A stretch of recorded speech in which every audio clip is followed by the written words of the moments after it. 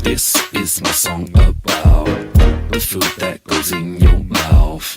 What you put in, you get out. You're for welfare if you're healthy. Don't forget to exercise, it will improve your quality of life. You need both of these to survive. You're for welfare if you're healthy. I'm your teacher when I'm talking, I need you to be quiet. Today's learning objective is all about your diet. Are you listening? If you're not, suggest that you try it, cause knowledge is power, especially when you apply it. So what's the diet then? Simple, it's the food that you be eating. Shouts to vegetarians, meat eaters and all the vegans. You're needing a balance. A very good morning to you guys and welcome to today's show, Health and Lifestyle. Like you guys know, this is where we talk about health, diseases, anything that affects the human's body, and in the process we advocate for healthy lifestyles. So you guys may find today's show a little bit different because we're doing it outside. We only decided to take advantage of the sunlight since it's been a hell of 2 cold months. But back to the show. Today we're talking about endometriosis. It's a disease that affects women mostly, and on most cases women have little knowledge of endometriosis. So we decided that on today's show we bring a gynecologist who will be sharing more and shedding more light onto the topic, and I'm looking forward to learn. So should you guys enjoy the show. Special guest on the show today, and she's a gynecologist. I'll let her introduce herself. Hi, so I'm Fardos Isaac. I'm a gynecologist and I've been in this industry for 5 years. So practically work on the body parts of the women, getting to know more about the parts of the women. But specifically, I campaign for endometriosis. I've found interest, doing endometriosis. Okay, so you're doing health matters relating to women, but a special interest on endometriosis. Yes, in endometriosis. So endometriosis is something that is so common, like breast cancer, but people tend to ignore it. I don't know, it's because of lack of awareness or something of the sort, but there's just this ignorance. People are not taking endometriosis as serious, and this is something that is killing women. Okay, welcome to the show. Thank you for having me. So maybe to start with, you tell us what exactly is endometriosis. So endometriosis is a disease that the tissue that is lining the uterus grows outside of the uterus. So meaning it may grow in different places, the ovaries, the fallopian tube, and the intestines, the bowels. So normally these endometrial cells are supposed to be in the uterus. Yes, they're in the uterus. As long as you are a woman, you have the endometrial cells. And as long as you are a woman and you've seen your first period, yes, you are at high risk of getting endometriosis. Okay, to be quite clear, endometriosis only affects women. Yes, it only affects women. Okay, so I'm a girl or I'm a woman and I've started my periods. What exactly, or what are the symptoms of endometriosis? How will I know I have endometriosis? Because you said if you already start seeing your periods, you are at a risk of getting endometriosis. What exactly are the symptoms of endometriosis? So the first symptom is painful periods. It begins before starting your periods and several days into your menstrual flow. But when I say that point, a lot of people are confusing the period pain with the ovulation. Where a woman releases eggs. So these are two different, because when we are talking about that pain, the pain that before you start your period is so intense. Okay, not the endometrial. Yes, the endometrial period is so intense. Then the second is that there is pain when you engage yourself in intercourse. So it might happen during the process, and after the process. And then there is also another symptom where there is pain when you urinate.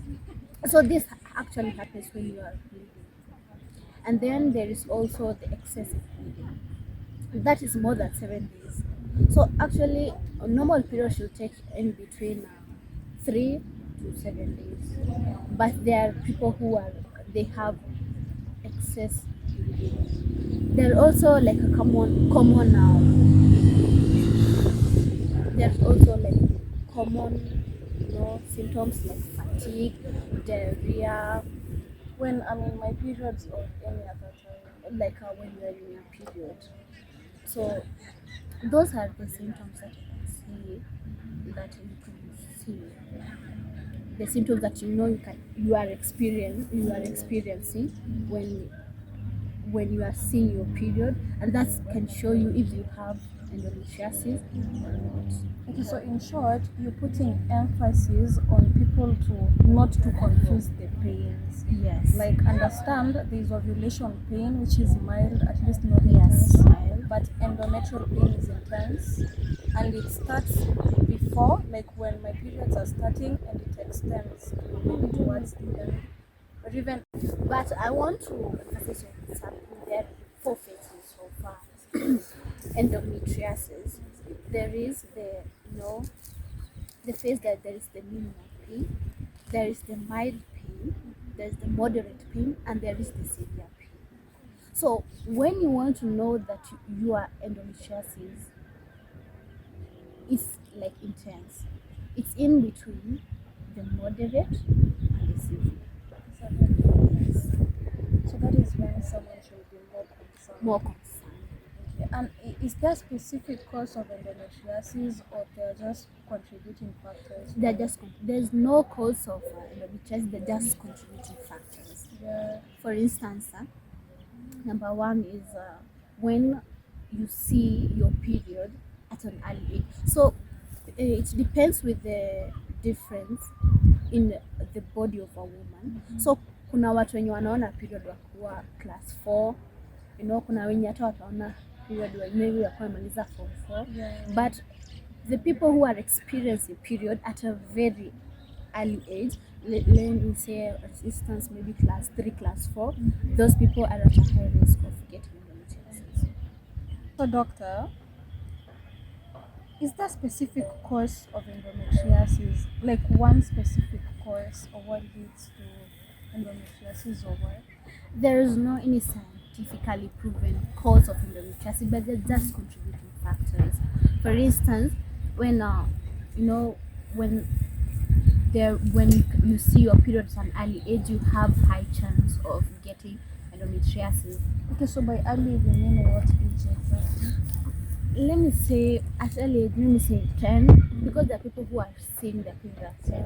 Mtoto mwenye wako class 5 ama class 4, ama tuseme kuna wenye hata wameona period about 7 years. Yeah, age. I know. Back in primary school. Yes.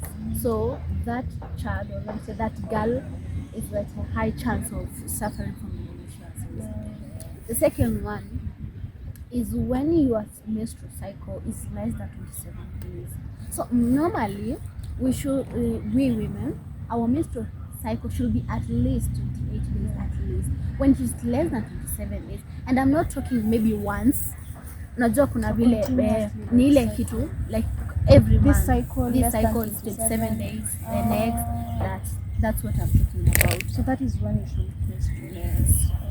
And then there is the low body mass index, the BMI. Yeah.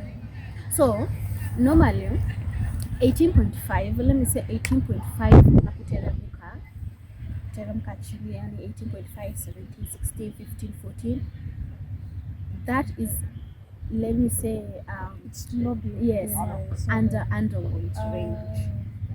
So the BMI, which is healthy, is between 18.5 to 24.9. So That when is- you are lower, that is when. That's when Yeah, you should that get is. worried. Yes. What about a higher BMI? Like I'm not in the range of 18 to 20. I'm higher. No, okay. There's no proof that shows that no people who have high BMI are suffering from endometriosis. Okay, so in this case, the ones who are at a high risk are the ones with Low BMI. And then the other cause is genetic. Okay, so mimi mamangu akona hiyo history ya endometriosis. So I want to make one thing clear, that is, so when I say my mom has endometriosis, kuna wenye hawaonyeshi. There is this gene that is inside somebody, you know, the gene si lazima ionyeshe. Okay, kwake haionyeshi, so inaweza onyesha kwako. So if you find yourself like with that need, with such problem, go back, you know, start like anza sasa kutafuta kama kuna shida kama hiyo kwa familia. So at least know if your mother had the problem or your grandmother or, you know, your sister, something of the sort. Yeah. And then the other one is when you have problem with the reproductive tract. Kuna mashida, kuna shida za fallopian tube, kuna shida za ovary, there is a shida of the uterus. So when you have that problem, you are at a high chance of getting endometriosis. Okay, so you say, I happen to have issues with my reproductive system. Say my fallopian tube, I'm having issues with my cervix, I'm having issues with my uterus. I should at least get checked because yes, I'm at high risk. You are at a high risk. So it kind of coordinates. If I'm having another reproductive issue, it kind of coordinates with endometriosis. Yes. It might lead to So another contributing factor is, you know, when you experience menopause at an older age. So normally as women, our menopause ranges in between 40 to 45. Yeah. Na kuna wenye wanapata hadi watoto wa 45. So there are such cases. There are such cases. Now, when that child is born, there is abnormality. So those kind of women, they have high chances of contracting endometriosis. And then another one is the heavy blood flow during menstrual days. So normally it should range in between 3 to 7 days. Okay? Na kuna wenye inaenda months, weeks. So that's like someone can have menstrual periods for a month. Yes, kunatoka how I've experienced that. I've seen a lot of patients who have come to me and I'm asking, umetumia contraceptives? Like normal. No, it's normal for them. Yeah. So those are the contributing factors that leads to endometriosis. But if I happen to have, for this cycle, I happen to have my periods for 7 days. The next cycle, or maybe the next 2 cycles, over 7 days. Then the next cycle, normal, like 7 days. Should I be concerned? So what I was saying is, at that point, yes, you should be concerned because it's not normal. Wewe mwenyewe unajua sio normal. Leo iko normal, kesho iko normal, kesho maybe there is an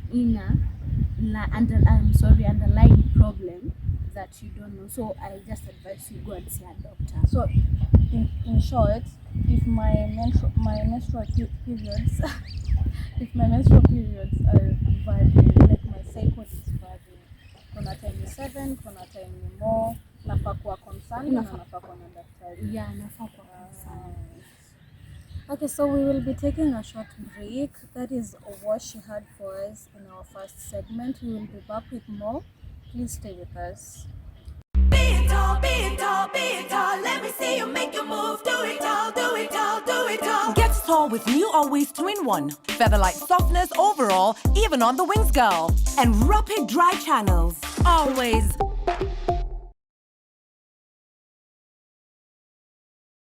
Welcome back to the show, guys. We're keeping the conversation going. Remember, we're talking about endometriosis. We said it's an issue affecting women, and we decided to shed more light. Make sure you women out there have at least information, so that when you guys are suffering, at least you will know where to start. So keep sending us your feedback as well. I'll be reading that towards the end of the conversation. But in the meantime, doctor, I have a question. Said I realized I have a couple of those and I decided to come to you. So how do you diagnose my symptoms and all that so that you finally establish that I have endometriosis? Thank you for the question, Lendy.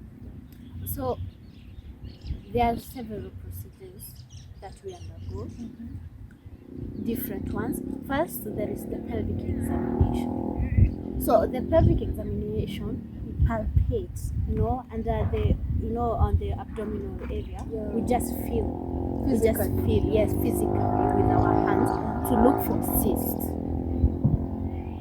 That is number one. And then we also use ultrasound. Ultrasound mostly, kwa sababu inatumika kwa wanawake wenye wako na mimba. So huwa inasaidia tujue ni nini kinaendelea huko, because we get whatever is happening. So we take the ultrasound of the uterus, Your abdomen. Yes, the abdomen, kutoka huko sasa tujue what is happening inside the uterus. And then there is the magnetic resonance imaging, which we call it the MRI. This is where, let me say, it is the magnetic field, So when we're doing that, inatupea clearly what is going inside your organs. What establishes the problem now? Yes. So like inatuonyesha ni nini ina happen kwa ndani.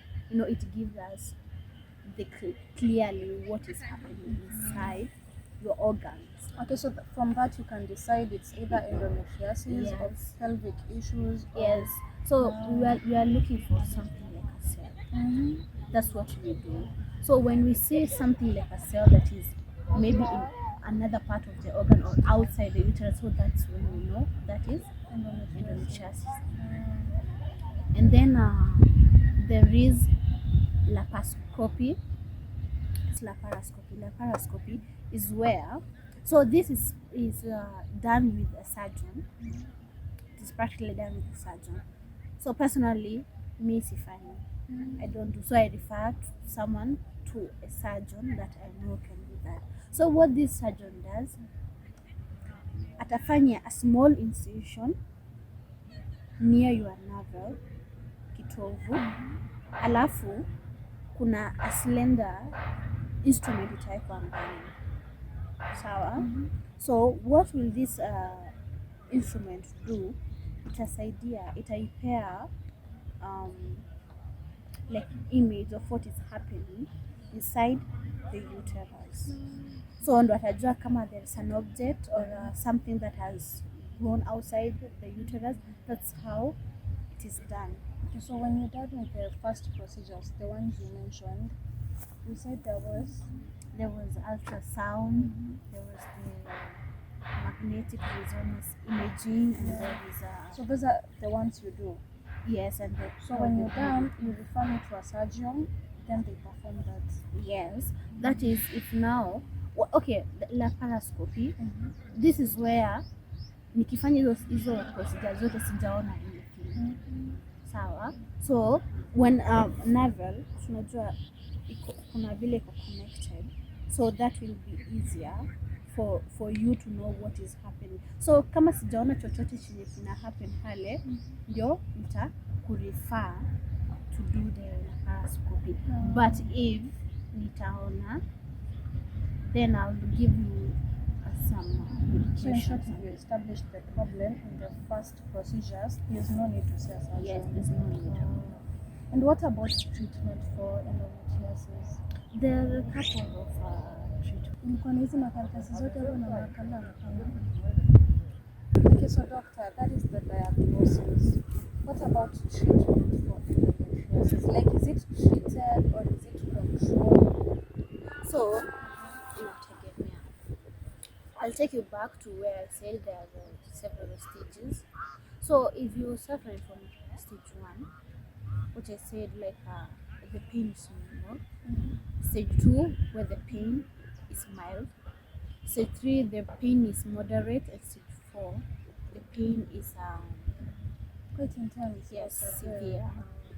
So, for instance, when you have suffering from stage 1, so utajua as a gynecologist, I'll say you will know the stage that your patient is going through kulingana with place hiyo growth iko. That's what I can say. So, for instance, the growth may be quite around the uterus, okay, outside the uterus. Then let us not say the intestines and everything. Sabu, I said it will. That's where it's develop itself in the bowels, intestines, and everything. So there is the hormonal contraceptives.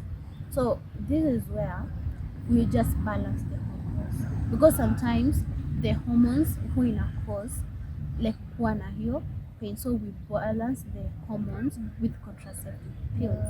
And then there is the progestin therapy. So the progestin therapy, this is like injection implants and things like that. So pills.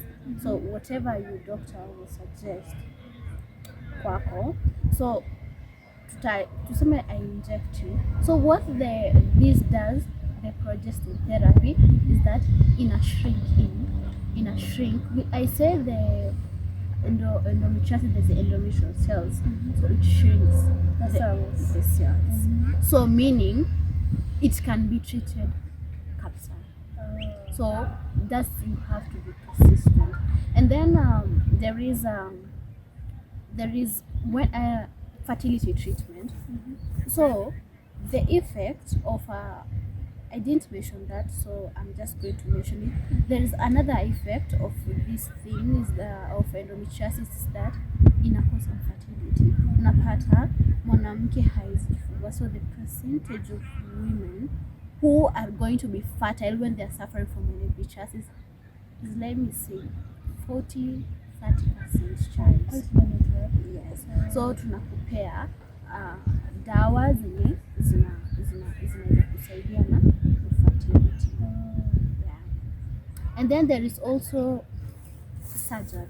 So when we are going under surgery is when now your pain is so severe. Okay, so it's like you're on the last stage, yeah. So sa ikuwa severe, so we do the surgery, ndo tunatoa the part enye imekuwa affected. So mercury, it is recurring, si ati itaisha kabisa. So kuna wenye watapona, yes, but ndo upone you have to undergo several surgeries. That's what I'm saying. So in short, it depends with your stage of endometriosis. Yeah. That determines if it will have to recur, if it will have to disappear completely, or if you'll still have to go on medication. Yeah. And I've heard stories of women suffering from endometriosis. Most say hawako access medication because it's expensive. Actually, yes. I want to give an example with Njambi. Njambi Koikoi. So amekuwa kibattle. So ilifika point where Kenyans had to contribute because of the surgery. Contribute money for her surgery, because that thing, I swear, it is hell expensive. So as in, it is something that it could drain physically, emotionally, psychologically, because honestly speaking, when you suffer from endometriosis, so like Njambi, when alifanyia her surgery, it costed 1 million in something. You see, That's a lot. so as a regular Kenyan, that's not something that anyone can afford. Even the laparoscopy that I was talking about, hata hiyo ni expensive.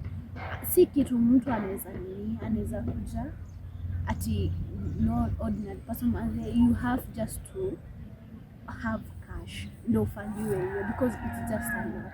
And there's nothing like medics or gynecologists are doing to lessen the payments, make sure it's affordable. So what I recommend is I just recommend with how intense you are, what you suffer from the endometriosis.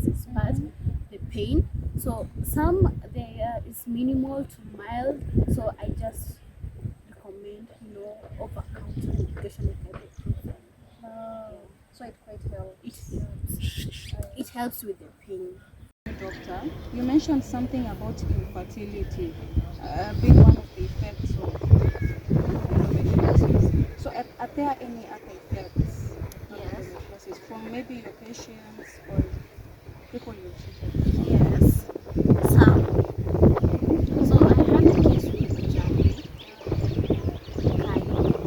So she's the first woman as in Kenya mwenye alijitokeza akuwa na suffer from that disease. So what she said, and she also said it in an interview also, is that she had a lot of issues.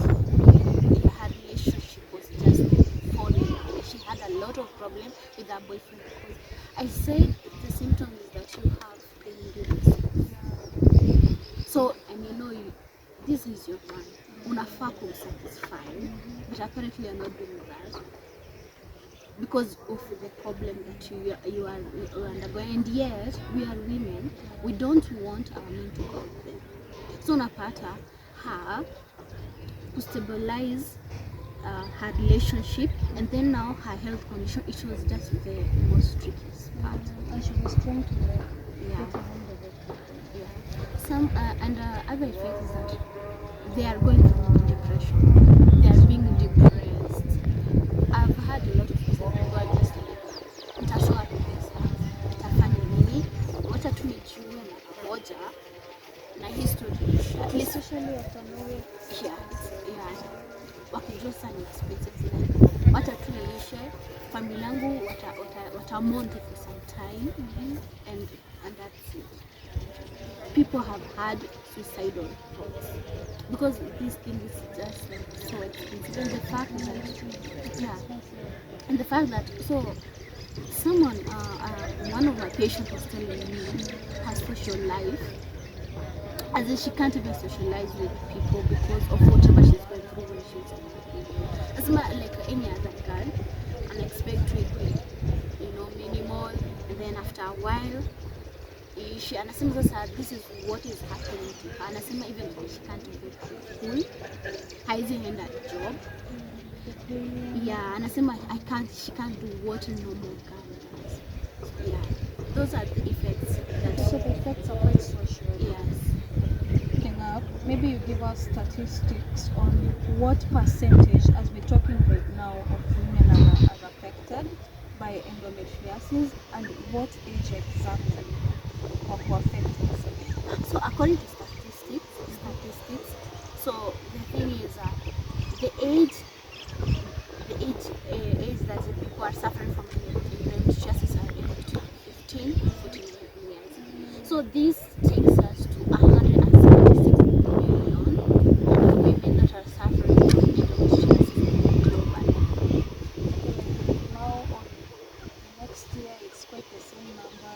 The next year, it's So, the same number. Okay, and not all women are coming out, but whatever I'm estimating is that whatever I'm giving is what was estimated last year. So within this year, I'm sure the percentage will be high Because more women are coming. yes, more women are coming out. Okay, so looking at the age, it's like women who are more active. Okay, because menopause ni kuanzia 45 na umesema 15 to 49. Yeah. So when you wako active like before menopause, okay, start of periods to before menopause. Hapo ndo. So what I said earlier is, as long as you are on a period, you are at a high risk of suffering from endometriosis. So yes. Okay, so maybe from an expert or a gynecologist, you should talk to our audience. I'm sure there's so many women out there who haven't yet found the courage to come out, or they have found out they have endometriosis and they don't know what step to take.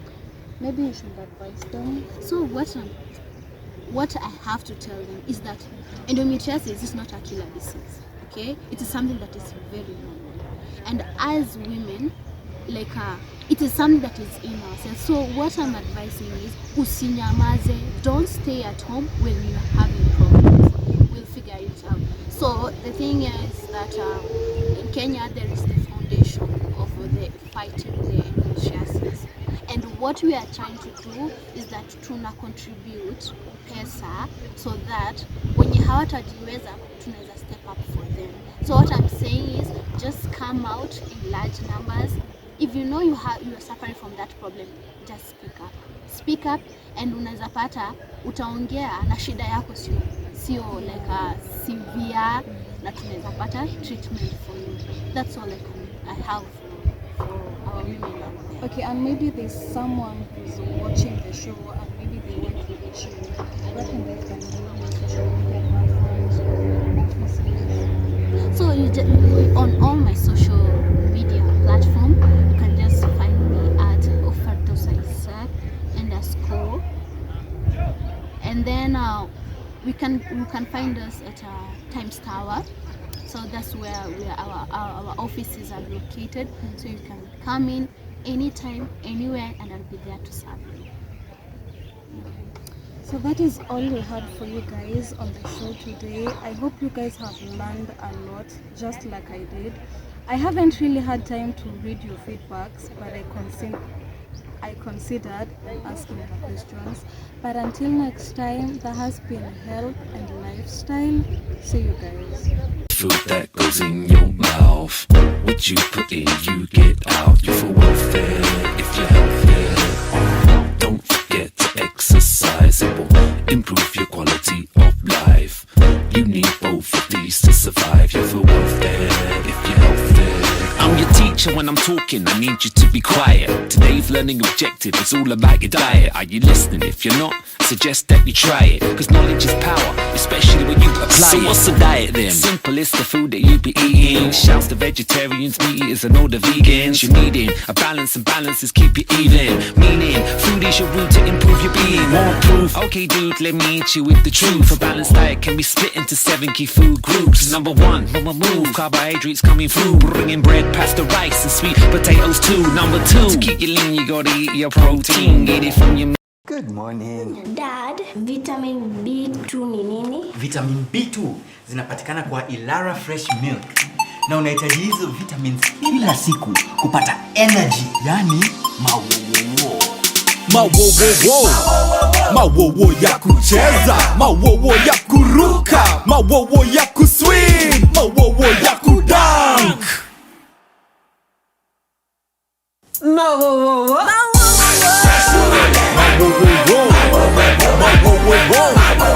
Ilara Fresh Milk, jijaze mawowo.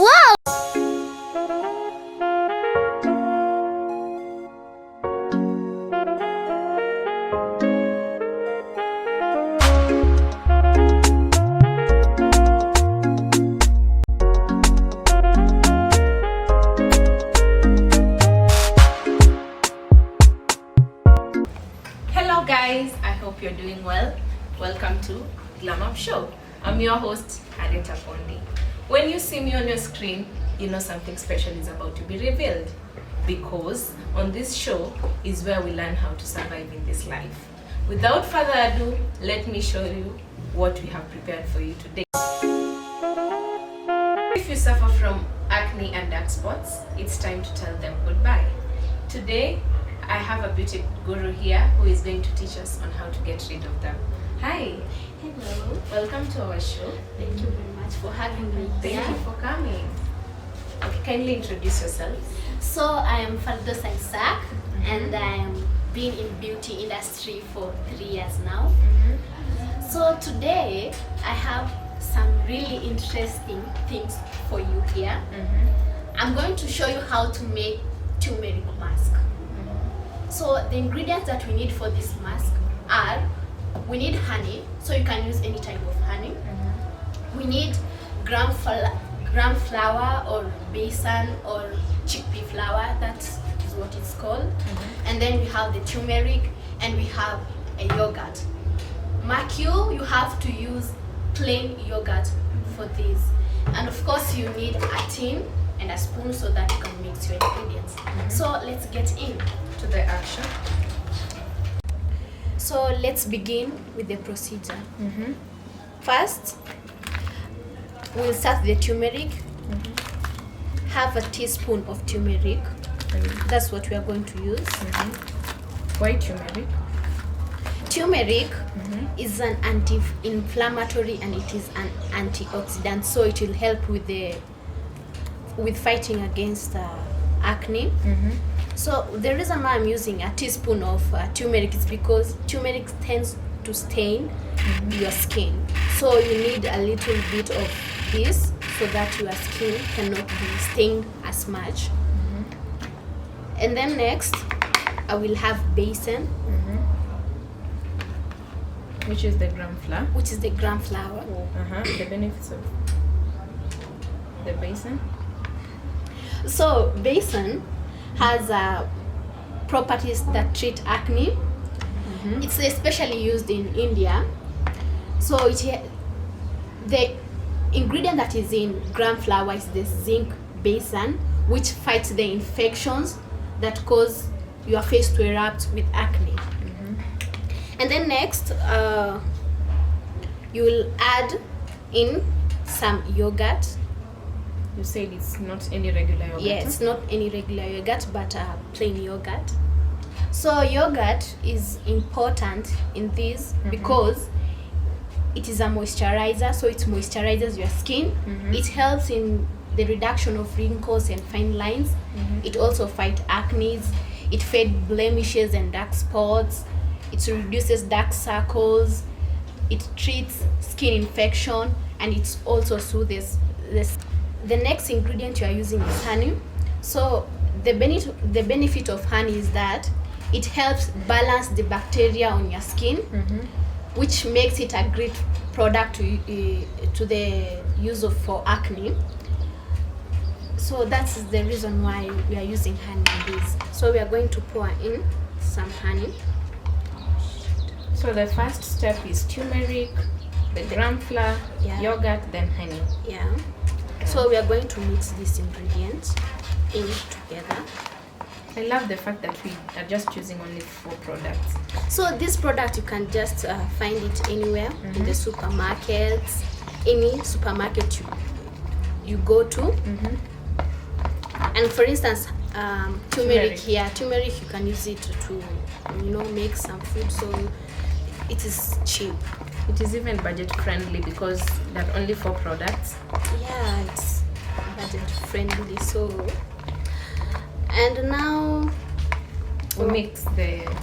Yes, so we need to have a consistency that is not too solid. It's not too thick. I'm sorry, and it shouldn't also be so runny. So this is not like too runny, and it's also not too thick. Yeah. So this is the consistency we need for the mask. I'm going to show you the procedure of application. I have my model here who I'm going to apply this mask on. So first, I'm gonna wipe her face. I'm doing this because I'm on onset, but when you are at home, make sure you wash your face first. Make sure your face is clean before applying this mask.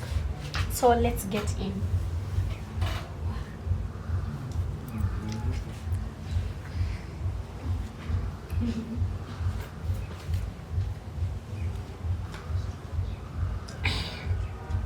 So her face is clean now, and now let's apply it. Yes, I've forgotten. So you can use your bare hands, but make sure it is clean, or you can use a brush. So I don't have brush and I can't use my hand, so I'm going to use a spoon.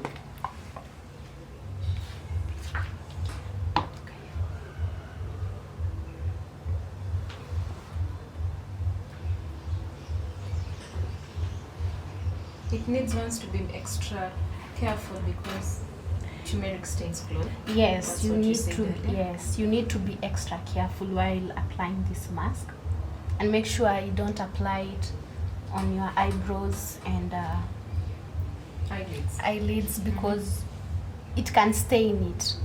Turmeric can stain it. So the ingredient that is in here, turmeric can stain the eyebrows. So you make sure you apply it carefully.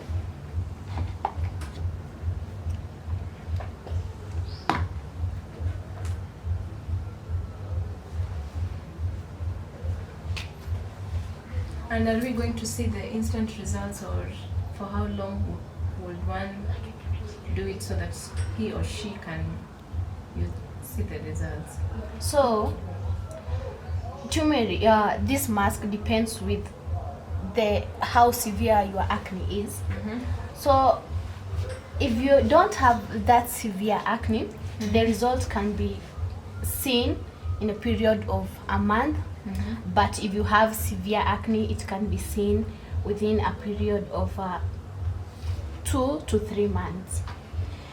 And make sure you apply it maybe twice a week, because it's like your skin. This is one of the way you can exfoliate your skin, so you don't have to exfoliate every day. So use this mask for like twice a week. That it will be soothing to your skin too.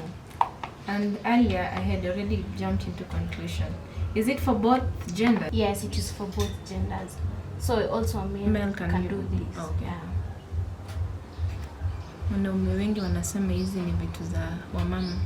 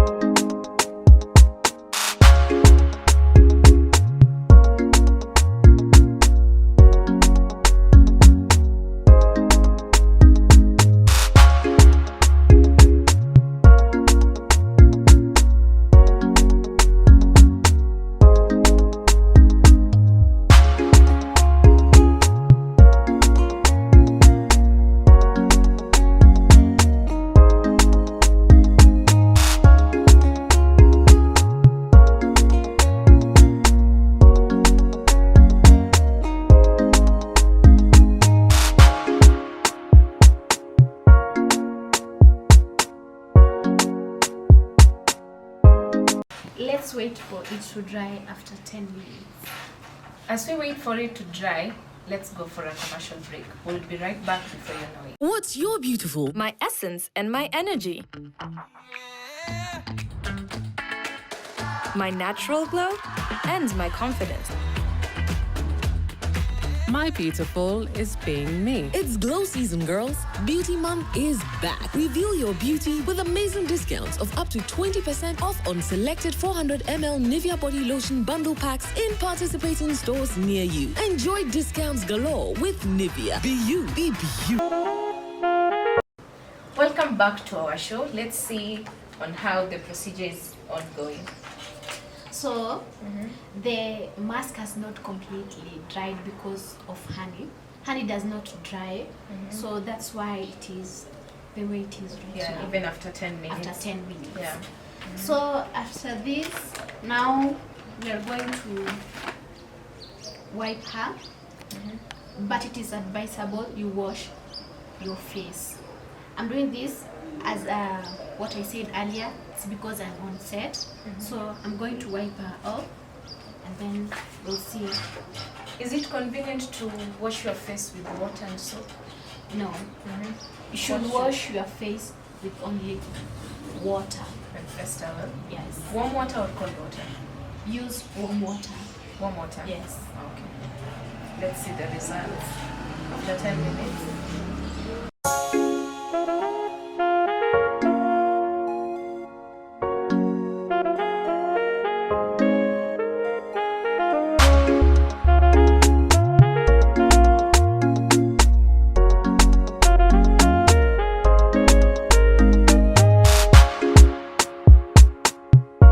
slightly changes.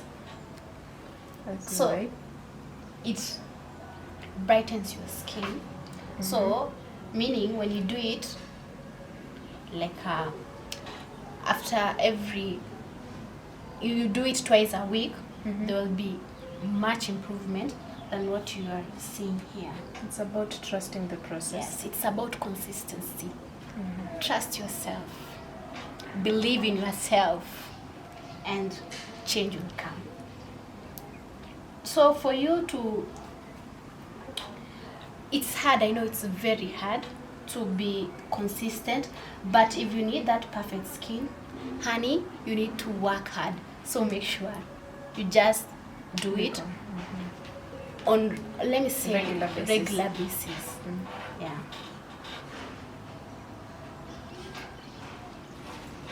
I don't know if our viewers can see some slight changes on the before and after. I can see.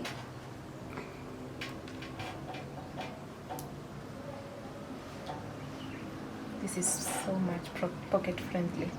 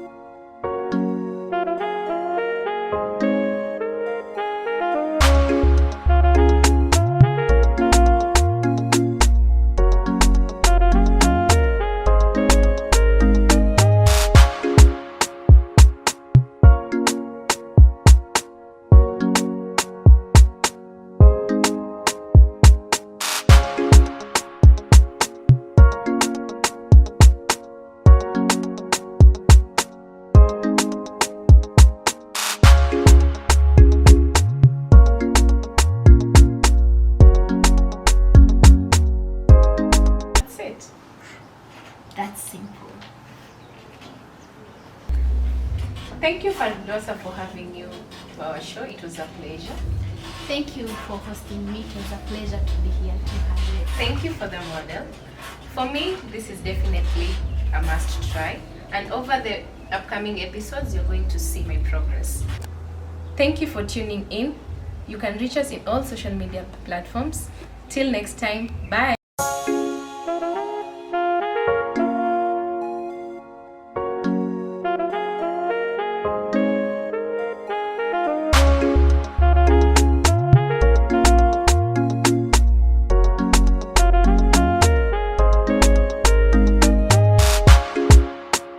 I have to admit, I didn't like Sukuma Wiki when I was growing up, but now I've created a way to make Sukuma Wiki tastier and meatier.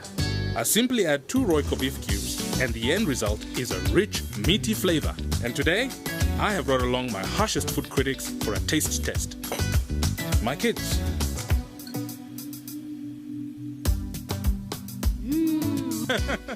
More, please. Royco beef cubes. Add 2 small cubes for a big, meaty taste.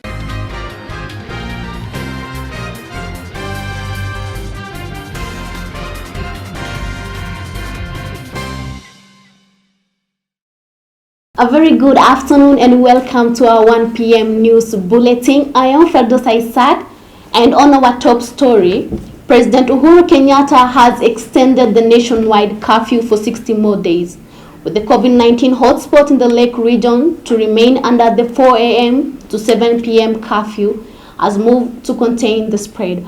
Our reporter Amina Ibrahim has more to the news. President Uhuru announced the extension of the night curfew by 60 days while pledging to ramp up vaccination against COVID-19 armed surges in the western parts of the country.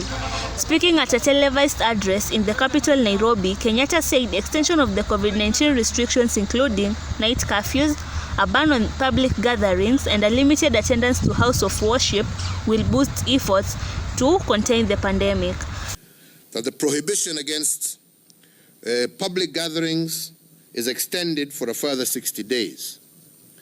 That all persons coming into the country must be in possession of a negative COVID-19 PCR certificate acquired no more than 96 hours. Reporting for MMU TV, I'm Amina Ibrahim. Police officers in Rongai, Kajiado County have arrested a 25-year-old woman on a suspension of murdering her own child. The woman was considered the first suspect after the body of the late infant was found in her pit latrine. Investigation on the case are still ongoing. Meanwhile, the woman is locked at the Rongai Town Police Station.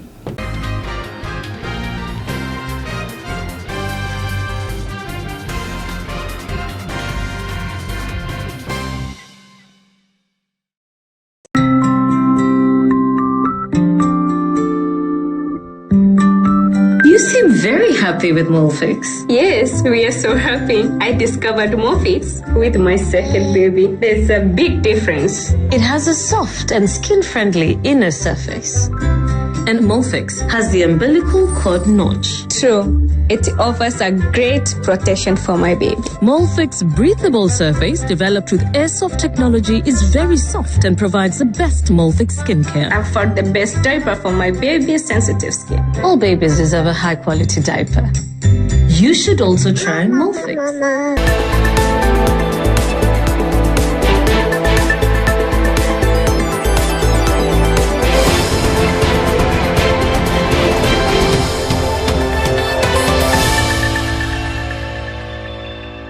On to our business news.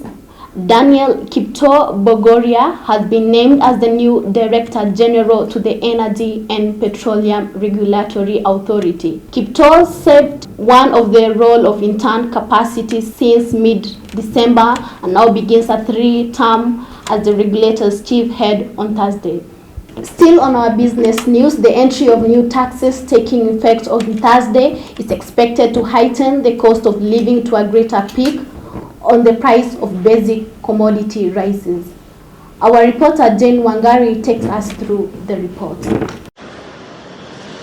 The entry of new taxes which took effect on Thursday is expected to heighten the cost of living to a greater peak as the prices of basic commodities rises. For instance, the cost of LPG gas has risen on the introduction of VAT at the standard rate of 16%. At the same time, airtime and internet data costs are set to go up after a hike on excise duty on telephone and internet data services from 15 to 20%. With food and fuel costs remaining elevated, Kenyans are set to see a further cut to disposable income as core spending eats up household incomes and cuts the potential for savings and investments. Nevertheless, Kenyans have escaped further taxes as members of parliament rejected further tax proposals which will have seen the cost of commodities such as bread and baby formula rise. For MMU TV, I'm Jane Wangari. That's all from me. We'll take a short break and our reporter Kipko H. Collins will take you through the sport news.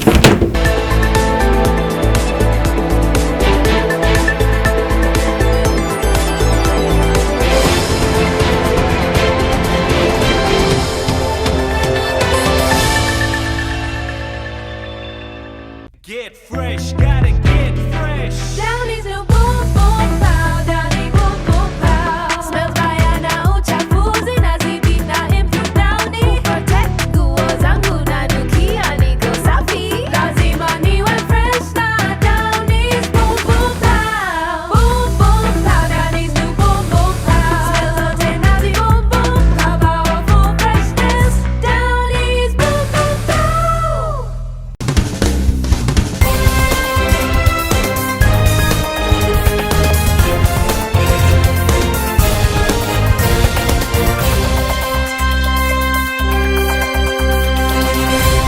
Welcome back. This is Collins Kipkoech and these are the sports news.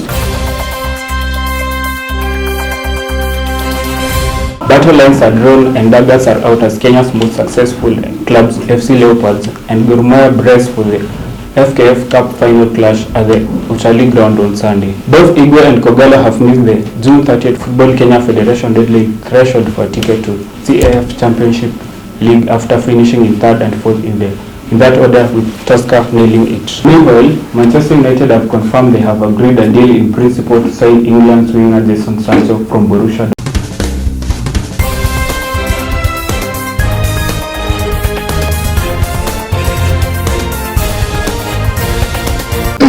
Two, one, action. That's all for our news bulletin today. I'm Collins Kikoich.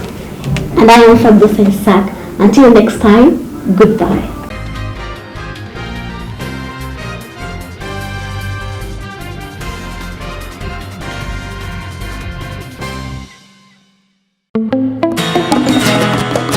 Fresh Fry Premium Cooking Oil now has a new look and an advanced spout and seal.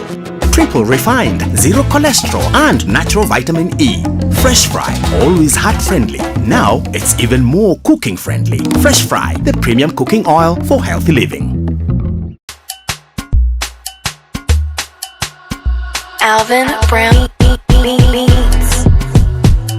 A very good evening to you guys. We hope you're doing well this weekend, and welcome to tonight's episode of The Ladies Affair. As you guys know, this is where we talk about our struggles as ladies, in the process sharing and enjoying our stories. I am your host, Jane Wangare. And I'm Amina Ibrahim. In today's episode, we'll be talking about domestic violence, and due to the public demand, we'll be having a man in the house. So yes guys, for the first time on Ladies Affair, we have a man in the studio. He'll be giving us opinions, at least siding with men. Welcome to the studio, Eric. Welcome to Ladies Affair, Eric. Thank you very much. I wish mngeniambia it's a ladies affair. Probably singekuja, but thank you very much for giving me the platform. I'm happy to be here. Nitetee wanaume pia on the kwa platform ya wanawake, you know. On your topic domestic violence, wanaume tumekuwa victim sana of late, you know. And you know nobody is talking about it. Yeah. Many people talk about the ladies kupigwa kunini victims of violence. Lakini of late we realize men are victims too, so tunafaa kuongelea maneno. So I'm here to clear that out. So Eric, can you tell us a little about yourself? What do you do? Okay, so I'm Eric Kipkoech. Yeah, I'm a businessman, and I've been married once. Yeah, but separated. Okay, so you were married and then you divorced? No, not divorced, just separated. Yeah, because of issues. So if I may ask, what intervened that led to your separation? The same topic you're talking about, domestic violence, is I bet is the only cause of divorce and everything. Like, are you a victim of domestic violence? Yeah, I am a victim, plus I am nimepigana pia, you know. Yeah, so, I'm a victim and I'm a perpetrator. So, like, can you tell us what happened? So, it's just a story. I'm not going to tell you the whole of it, but it's a story of side chicks and vitu kama hizo. So, you know, as a man, you go, you meet a girl, and kama hamuna pesa, you fall in love, and then later when you are married and you have some money, then ndo unapata ndo pesa inakuja vizuri sasa. So unakuwa tempted. So some things happened there, then we fought, and to fight more than once, maybe twice, and then we had to call it a day. So you were cheating, in short? Or what happened? Basically, like, every man cheats. Every man cheats. How? In my opinion, I think when you're married, after a few years, you get bored of the one relationship. So it's normally automatic when you meet someone new and you just find yourself in it, man. But why should you get married to a person yet you know you'll get bored with the person? You know, you don't know at the moment. You know, you meet when you are happy, you meet when you are in love, and when you are young, you know. But you come to realize that the world is still too light to explore. So you still you meet new people every day, you know. Okay. Yeah, not everybody can resist the temptation. So you are saying cheating is like exploring? No, as you grow, you meet new people. So as you explore the world, you meet new people. So these new people could tempt you. Maybe they normally say that the pretty ones are yet to be born. So to start off the conversation, guys, I have been wondering. Okay, personally, I haven't been married, sina episode of violence. So I've been wondering, like, when exactly do these fights start in marriages? When exactly? Like, what happens in a result to the fights? Because as far as I know, dating inakwanga sawa, weddings ziko sawa, honeymoon ziko sawa, and then when guys get married, I don't know where the fight starts, and I've been wondering when. In my opinion, I think the fight is always there. Actually, nile inaanzanga ndogo. When you're in a relationship, if this man, if you are supposed, kama mtakuja kukosana na huyu jamaa, the fight will always be there. But inakuja ikigrow, you know. The lady will keep saying it will get better, lakini haiwezi get better. Kumbe mwanaume ana get worse because the relationship is growing old. So with time, this relationship, ile fight ndogo mlikuwa nayo mkiwa na relationship, mta ignore na get married, but with time the lady anaendelea kurealize a lot. There's a lot hakuwa anajua about the man, na pia the man anaweza realize a lot about the woman. So with time this fight ina grow, and alafu it just takes a matter of time na evidence. So mmoja wao atapata evidence, maybe something is going on or some fishy stuff. Ndio hiyo fight inakuwa real. Otherwise, it starts from the beginning. So the fight is always there. Yeah. Only fact, that it grows as the couple grows, let's say. As the relationship gets old, hii fight inakuja. But in others inaanzanga kwa marriage uko mbele, mwanaume anafika anachoka anasema anaanza. Lakini with these people who normally fight, wanakuwaga tu na hiyo behavior from the beginning. No, like let me just ask you a question, Eric. Like let's say we are dating, yeah? Then like I do something annoying to you, then you beat me for the first time. Should it be a red alarm? Yeah, it should be. Sometimes in most cases they normally solve the situations because the relationship is there. The woman is always convincing. You know, unaweza kuwa umesema nitawachana na huyu mwanamke. Like in my situation, there is a time we were fighting, and wanaume walikuwa wananiambia siuchorei maneno, siumwacha aende, but you know yeye mwenyewe akikuja anakuconvince. Alikuwa violent the previous minute, but the next minute ashakuwa charming, na inabidi mwanaume unaingia to box. But with time unakuja kurealize hii ina get worse, unaona?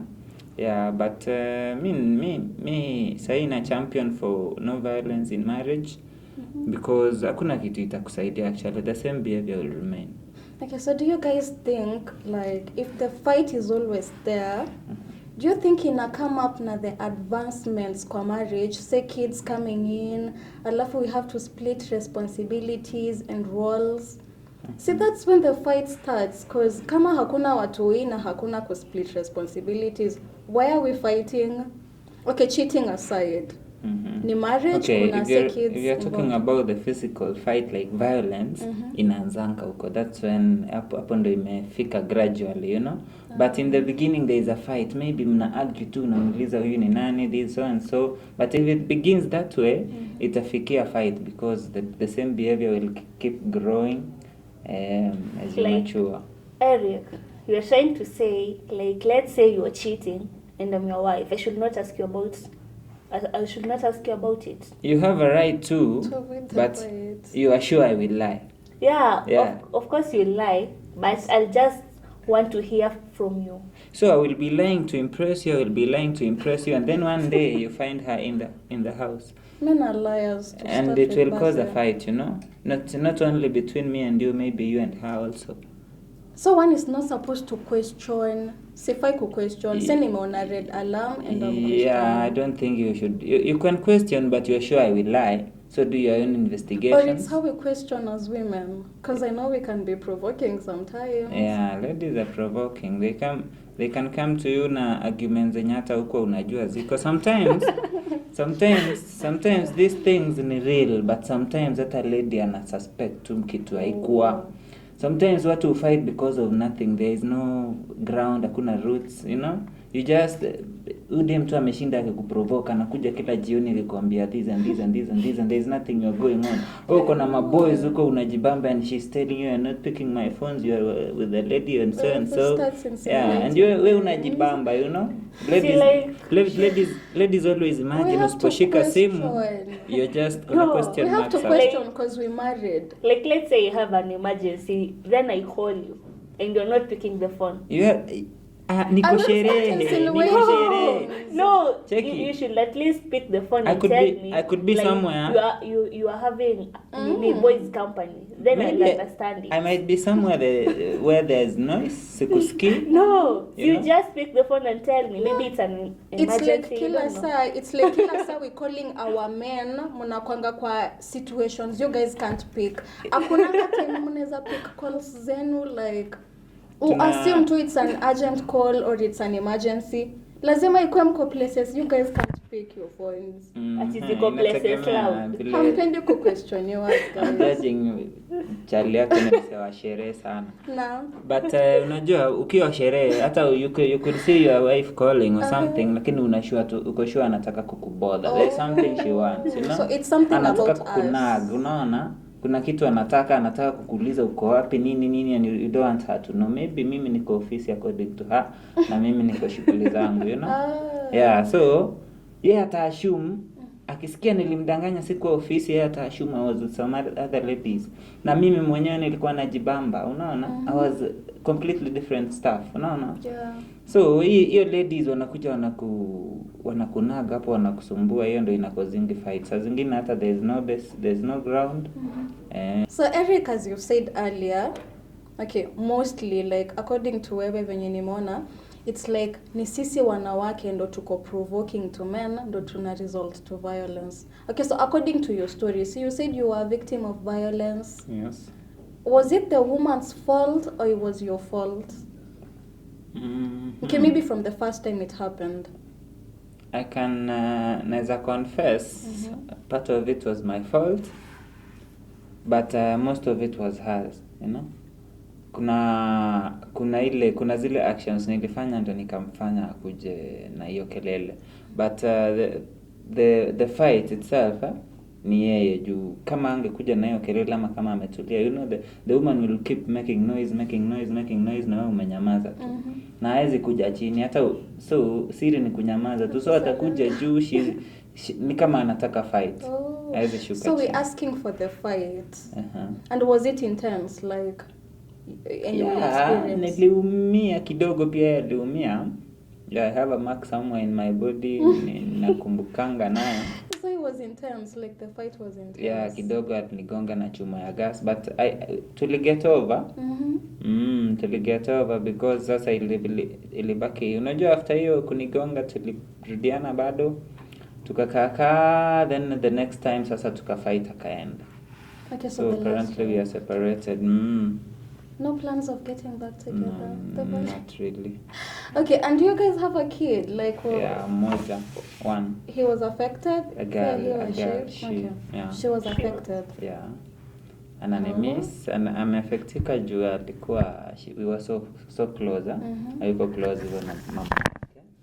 So ameaffectika juu hata akinipigia simu anatakanga tu kukuja. Kuna tu vile hayuko poa. Na life yake bila baba yake itakuwa fine. And you still don't want the family back. So you miss the kids. But I want her back. I want the kid back. Sometime I'll have her back. So like Eric, according to you, what makes men to be violent? There are a number of things. A man can be violent. For example, one thing, men wakicheat hukuwa ni kama normal, you know, but when a woman cheats, mwanaume apate bibi yake alikuwa unfaithful, hapo ndo wao fight kwanza, unaona? Hapo ndo wao fight. And why exactly? See, you guys still cheat. Why is it a big deal when we do, like when we cheat as women? Like, see, we are both cheating. Life is just unfair because inakaa normal tukicheat because Wezi kana mwanamke amekucheat kwa nyumba. But for us ladies, we expect to. Nyinyi ni kuvumilia. Sijui nani aliumba hiyo theory, but it's just that way, no? Nivo hauwezi change. Nivo men wakichiti hukuwa kawaida. I think probably because women wakichiti wanaweza pata mtoto, sisi tukichiti Mnapata nini nyinyi? yani hatutakuja na mtoto.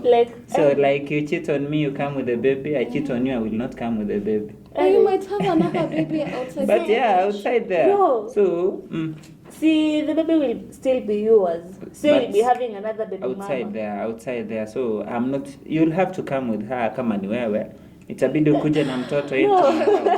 No, you see, at some point after impregnating a girl, or let's say a side chick, the side chick will push you to marry her.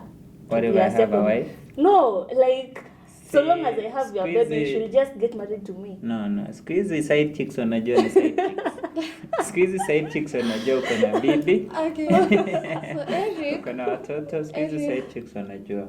You're talking at a point from a point of being violated as a man. And domestic violence as a conversation, haikwangi imeadresiwa to your sides. Okay, tuna put the girl child first. So do you think inafaa kuwa topic iko more addressed, like you guys are being abused by women in marriages? Like it's something that needs to be talked about often, like guys like you need to come out, talk about it.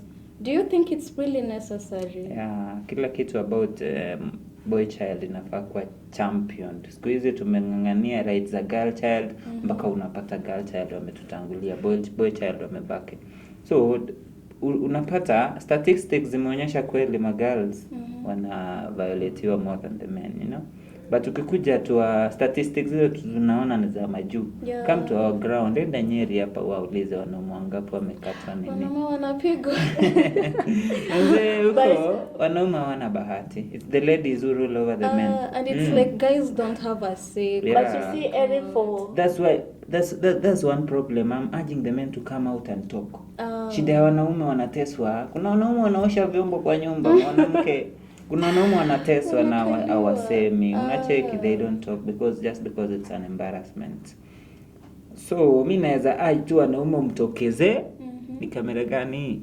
Naweza wanaume mtokeze. Na mtokeze na mseme mko na shida, msichapwe bana, usioshe vyombo bro. Kwa hivyo wanaume mtokeze na mseme shida zenu. Nimepatana juzi na boys wangu Kolo, eti amechapwa na wife ako na injury na hezi ambia mtu. Wanaume mseme. Hivyo ndo tunawaambia. So guys, you guys urged to come out in no fear as men. Like this time when we're talking about domestic violence, at least to emphasize on men. So guys, the ladies' affair is taking a short break, but the conversation is still going on in our social media platforms and our SMS line. So feel free to share your views and opinions on 22522, and on Twitter the hashtag is domestic violence at ladies' affair. We will be right back. A loving partner shouldn't take away your choice of clothes, your choice to wear makeup, or the music you choose to listen to. They shouldn't take away your purse or your car keys. And a loving partner shouldn't take away your phone so that when your daughter calls again and again, you can't answer. If your partner's controlling you, it's domestic abuse and against the law. Don't delay in seeking help during the current coronavirus situation. Welcome back, guys, to Ladies Affair, and we have another guest. Let her introduce herself. Good evening, guys. My name is Stephanie Masi. I am a marriage counselor. I've been counseling couples in marriage for 5 years, and today I am here to share my opinion and views about domestic violence. Welcome again, Stephanie. Thank you. But before we go on with the conversation, I'd love to read some of your views. Okay, Jack from Rongai is saying for the first time they are seeing a guys in studio and they are loving the ladies' affair. Thank you, Jack. And Marcy is also saying she's tuned in and she's loving the show. Keep sending your feedback and your opinions, guys. And in Twitter, I have a message from Susan. She's saying, like, she's so delighted we have a gent in the house. Okay, Stephanie, in our previous conversation, we were talking about domestic violence in marriages, specifically the fights. Like, we were asking when they start. you know, like people get married, when exactly these fights start? Like what happens to make the fights start and why? So maybe you can give us your expert advice in the same. So, according to statistics, 1 in 3 women and 1 in 4 men are physically injured by their partners. So, to answer your question, when does the violence start? These signs of domestic violence, they start even before marriage. They project themselves even before the couple is married. Mm-hmm. So it's you to see the red flag and try to avoid it. But most ladies, they see the red flags and they avoid them. Okay, nowadays men are also abused. Like according to your statistics, men are also abused. But it's like it's still more on women. That's why you said we see red flags and we ignore. So it's mostly still on women. Yeah. Like as much as men are still abused, women are more still abused. Yeah, but nowadays men are just as much as abused as women. But I guess they're afraid to air out their grievances and to say that they've been physically hurt by their partner because it's a sign of weakness or something. That's why they are not as vocal as women. Okay, so Stephanie, if I may ask, like in your cases, do you find more men to women being violated? Yeah, it used to be more women to men, but nowadays the ratio is just similar. More women and men, their cases are just like they're equal nowadays. Yeah. So I understand you guys have an organization tackling the same. So are you having more men coming out to like tell you guys they are being abused, or they are still hiding? I'll say we're still facing the challenge of them not being very confident in saying out their problems. So we still have the challenge of having men saying their issues, but some men are starting to step up and they're saying their issues. And I think that's a good thing to do because now we are finding ways of helping them. Okay. Yeah. So Eric here is a victim of domestic violence, like he was married and he happened to face all that. Yes. And according to his opinions, he thinks it's when responsibilities started coming in, like children, division of earnings and financials. He thinks it's when the violence started. So according to your facts and guys coming out, is it like the key reason, like kids and financials? Okay, the fight has always been there. Yes. But does it get intense when the kids come in and the financials? No. I like to say that is an excuse just to bring out your bad side. Most men use that as an excuse. If you're a violent man, you're just a violent man. There's no need of kuwekelea watoto and stuff and responsibility. Yes, it might be a factor inachangia to the violence, but it's not a cause. Okay, mimi nilikuwa nasema kwenye watoto wamekuja, responsibility imekuja, the wife gives more attention to the children. No. Yes. So your wife won't give you the attention you need. So first of all, mwanaume atatafuta mtu anaweza mpea attention. Plus hizo responsibilities zikikuja zinakujanga na do, like you are hustling, you know. Yes. So when the money comes, mwanaume will get tempted because you go out. You meet people when there is money. So when you meet people, you get tempted, you cheat, and that's what causes the violence. You guys have to be tempted. Yeah. A lot of things come with the money. Sometimes I'm not even tempted. Sometimes it's nowadays even the ladies approach you, you know, and you have the money. Sasa kwa hiyo, in your point, why does the violence come in? Because you have money, why should you start now battering your wife? Yeah.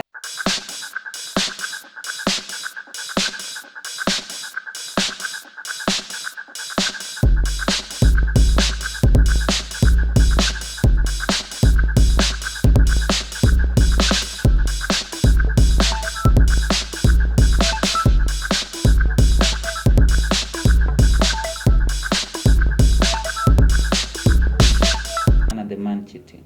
Yes. Yeah. Okay, so you said when we women get kids, our attention drifts to the children. We leave you guys out. Yeah. According to you, Stephanie, is it like something factual? It depends with the guys making up the excuses? Actually, that is something factual. When women give birth, they tend to shift their focus on their newborn babies. But I don't think that should be a reason that makes you, as a man, to go outside there and look for another younger or a more ripe, according to how some you put it, guys. some ladies, maybe you're suspecting something, umenikasirikia, then you end up maybe denying me my conjugal rights. Unajua, I have a workplace, I have employees, I have people there, so I'll do my thing, you know. But you have employees, or maybe you have someone, maybe I have a boss who is a kama mama na nakuaga idhaa na leo umenisumbua. But you realize in the process of you doing that, unatafuta violence. Yes. No. See, hizo ndo vitu zinaleta violence. So in the first place as a man, ukinotice wife yako amedrift your attention, unafaa kumwambia. Like, you guys are supposed to talk about it. Because when you go outside, get yourself side chicks and all that, already ushaanzisha violence. Yes. Tunafanyanga hivyo kama hatujui ni okay, actually everybody thinks nita feature. But for how long? Unafichanga for a few months, maybe 1 year or so. Yeah. Then inajulikana. And like, eventually Eric, what if, like, let's say your wife has just given birth to the first child. You know, like, she's a first time mother. Like, all the responsibilities zitakuwa kwa mtoto. Like, you have to understand her. Like, you say mtataka hizo conjugal rights. Utakuja like amekuwa akiperform the house chores. She's tired. Like, so you just understand them. Acha hata tired. Kuna mila kama kwetu you don't have sex with a mother mwenye amezaa. Maybe for sijui ni 3 months ama how many months, 5 months, like so. Like, so during that period kama mwanaume umezoea, tell me what you're gonna do. You just be patient. You be patient with your wife. That's not every man. Sure. Not every man. No, like let's say after that period, so like you just restrain yourself. Yeah. Then you will be patient. You can try, but not many men. You can try. You can try keep 1 or 2 months, but not See, all like men. you've said, like Not all men can do 3 months. Okay. So Stefan, I have another question for you. Yes. So according to your facts, like, guys have come up to you and your organization, tell you guys about the domestic violence and all that.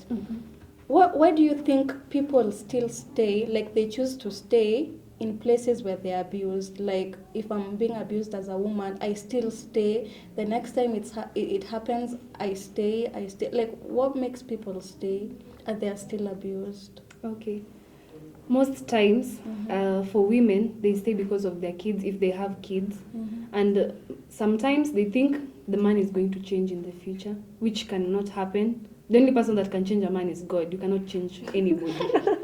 So women stay there thinking they can change their men's behavior and make them better people, but it doesn't last a long while. If he changes, it's just to please you, or just to please you, or to try and make you see that he's a better man, but it's hiding in him. It will manifest itself later. Okay. Yeah. And what are some of the effects of violence, say on children or on the families you've witnessed? Yeah. What are the effects you've gotten to see? So on the couple, either male or female, it makes them not have faith in love. They lose their faith in love. Even if they get out of that relationship eventually, they're not able to love somebody else as much as they used to love this person that used to abuse them. Yeah, and they are not free with people. If they get into relationships, they're not free with the people they're in relationship like the fear of being harassed. again. Yeah. And for the kids, growing up with your parents fighting every time, arguing every time, it scars you. And you're not, as you grow up, you also have that fear of loving somebody else or giving yourself out to somebody, because you're afraid they might hurt you as they used to hurt your parents, as your parents used to hurt each other. And it's like children will still have to pick sides. Yeah, they have to pick sides, yeah. Okay. I mean, not tell us more. So, Stephanie, like, I was to ask you, like, let's say we are having a relationship, it's not yet marriage. Then, like, you start beating me up. Is it a red sign, or should they just say? Yeah, that's a red flag. You should walk out. The first time somebody hits you, or slaps you or does anything physically hurting to you, you should just walk out, because what's your reason of staying in that relationship? But for us women, you're just provoking. Yeah, I know us women, we can be provoking at times and say words that are so hurtful to the other person and make them injure us or hurt us physically. But even for you as a man, when you see that your lady is such kind of a person, if you can't talk it out, walk out. There's no point of risking your life, because some of these fights, they cost people their lives. Some people end up dead. Some people end up physically damaged for life. Okay. Yeah. I think Amina is bringing in the question. Okay, to what extent your domestic violence in Afakwa, like to what extent am I supposed to know when to leave and when to stay? Because they still say some fights are good. Because in Zakwa, the first time it wasn't intense. So to what extent am I supposed to know when to stay and when to leave? But I don't think any fight is good. Any physical fight is good. If you're just arguing and trying to solve things out without fighting, that is okay. But the moment you start laying hands on each other, that's not a good thing. Yeah. If you can walk out, just walk out, because it can turn tragic, and nobody wants you dead because of love. So many cases have been happening. People are dying because of fighting these physical needs. Yeah, it's not right. Just walk out. So, Stephanie, I have a question from our viewer. He's a man. He's Steven from Rongai. He's saying, like, he's in a domestic violence marriage, and he's afraid of speaking out to his friends. What is your advice to him? What I can tell him is, it's always hard to speak out to your friends. What you can do is seek a counselor, somebody who is professionally trained. They are better at advising you, and they are better at telling you what you can do to avoid such circumstances in your marriage again. They'll tell you what to do in relation to calming your wife down when you see that she's going to cause a scene, or she's going to cause you guys to fight. And she'll give you tips on what to do in the future to avoid such kind of fights. So, what's your advice to a couple or those dating about domestic violence? Yeah. As soon as you see the first sign of domestic violence from somebody, that is somebody that cannot, especially if it's a grown-up person, they have their senses and they have their way of thinking. It's impossible to change them. If you can walk out of that relationship, just walk out. If you can't, you'll seek advice from a counselor or your pastor or any leader that can advise you in such scenarios. Yes. So for Ladies Affair, that is all we had for you guys tonight. Thank you so much for tuning in. And for our guests, thank you for coming to our show. Thank you for having us. And thank you for tuning in, guys. Until next time, I have been your host, Jen Wangare. And I'm Amina Ibrahim. Keep the comments coming in our social media handles in Facebook, Twitter, and Instagram. Till next time, bye.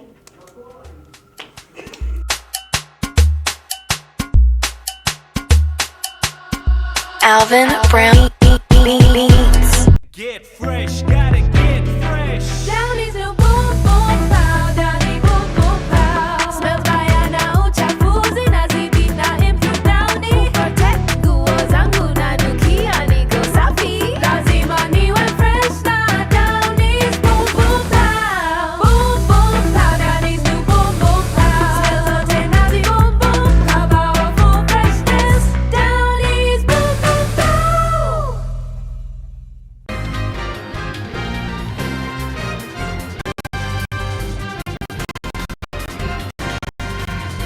Naam, mbiu ya mgambo ikilia, hatimaye kuna jambo. Na jambo hili ni taarifa chekwa tulizokuandalia kwenye kurunzi ya MMU TV. Ni saa 1 majira ya Afrika Mashariki. Mie na wadha wako Daniel Simiyu. Nami ni Roslyn Benson. Ungana nasi mwanzo hadi tamati. Usibonyeze kidude. Rais Uhuru Kenyatta atia saini sheria 4 miswada ya bunge. Ripota Fardosa Isaac ana zaidi.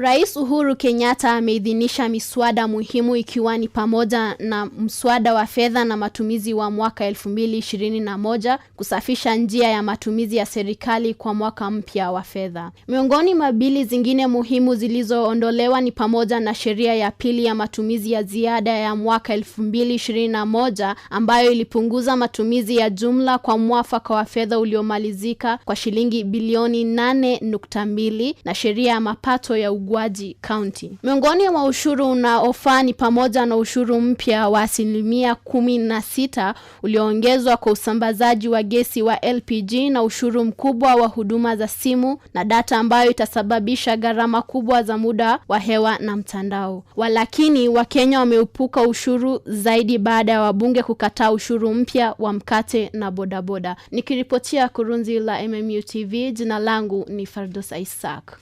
Maabara mapya katika chuo kikuu cha Nairobi kuharakisha utafutaji wa chanjo ya COVID-19.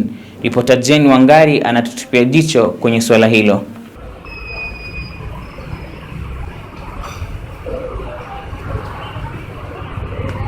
Uhaba wa chanjo unaendelea kuongeza maumivu ya COVID-19 barani Afrika, na chini ya 1.5 ya dozi bilioni 2.7 zikisimamiwa. Katika taasisi ya Kavi ya utafiti wa kliniki katika chuo kikuu cha sayansi na afya cha Nairobi, utafiti muhimu na msingi wa chanjo za binadamu unaendelea, kukihitajika muongezo wa wanasayansi ili kuchunguza mambo anuwai kuhusu kinga ya mwili na jinsi kinga mwili hutengenezwa ili kupambana na magonjwa tofauti. Kulingana na mkurugenzi wa Kavi, alisema kuwa wanafanya majaribio ya chanjo za COVID-19 na kutoa majibu kutoka kwa watu ambao wamepokea chanjo ya kawaida ya serikali. Kwa taarifa za MMU, jina langu ni Jane Wangari.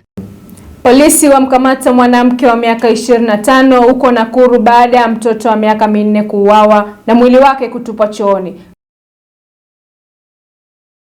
Naam, kwa taarifa hiyo tunachukua pumziko fupi, tukirejea ni kusanyiko la biashara.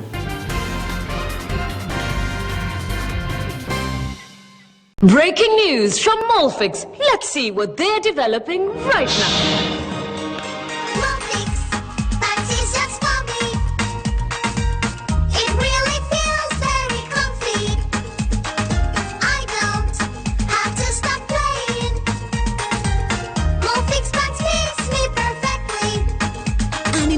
From Mulfix just for your baby. Mulfix pants with anatomic fit technology. New Mulfix pants, an invention from babies for babies. You should also try Mulfix.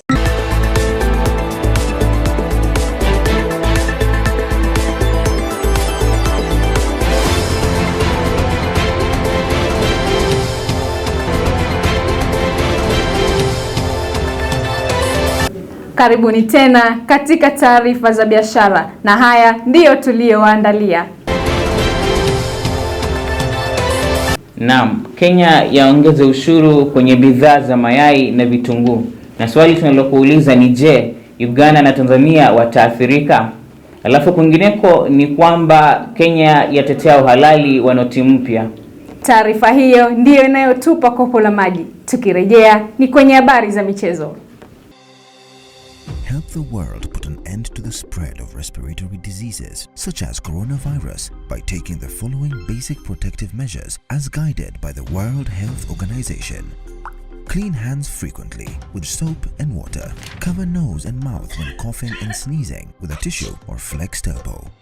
Avoid close contact 1 meter or 3 feet with anyone with cold or flu-like symptoms. If you have fever, cough and difficulty breathing, seek medical care early and avoid raw and uncooked animal products. Help the world put an end to the spread of respiratory diseases by sharing this message with a friend. Message brought to you by Detrex Germ Protection Soap.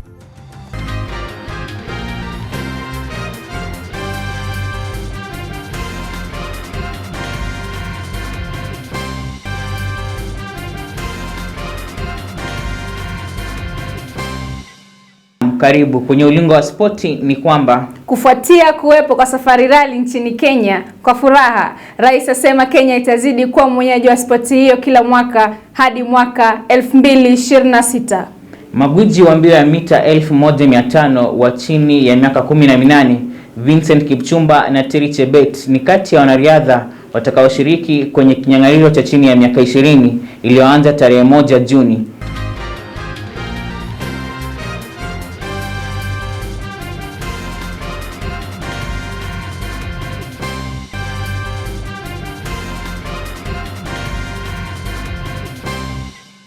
Hapo ndipo tunalikunja jamvi la kurunzi ya MMU TV. Wanasema ubaya haufanyi na mwema, ila mwema akiufanya ubaya ndio mbaya. Naitwa Daniel Simiyu. Nami nitawaacha na msemo huu: ukiona umerauka, jua wenzako wamekesha. Ni mie mtangazaji wako Roslyn Benson. Kwa heri.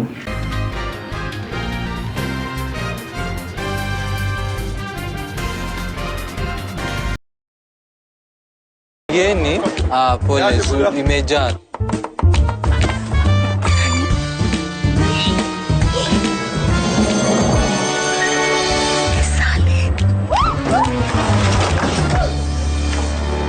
Nini? Na kujua kwa nini wazee wetu wanapotelea kwako. Ndio tulikuwa tunataka kujua siri yako. Siri ndio hiyo. Introducing the new salad oil with a spout for easy use. Comes packed with omega-6 and 9 and vitamin A and D and at a price that doesn't dent your wallet. Leo utakula nyumbani. Salad. Siri ndio hiyo. Don't call me if you wait. Trying to vibe on my... Welcome home. Hey, love. Hey, what's up? I'm good, not too much. How was work today? Just as usual. Okay, go and get cleaned up first. Okay, Niende baby. nipike. Welcome. Thank you. Alright, cut out.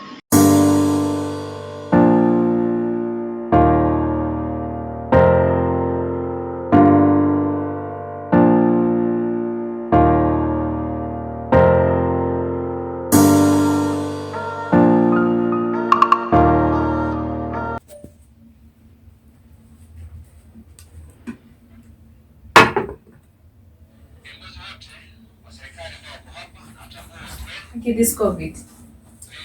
People are really suffering. For real? Yeah. Okay.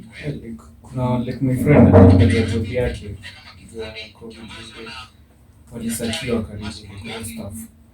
So yako wote analima. What? Yeah. How do things get back to normal, Lucky? I hope so. What wanna suffer? It's too much.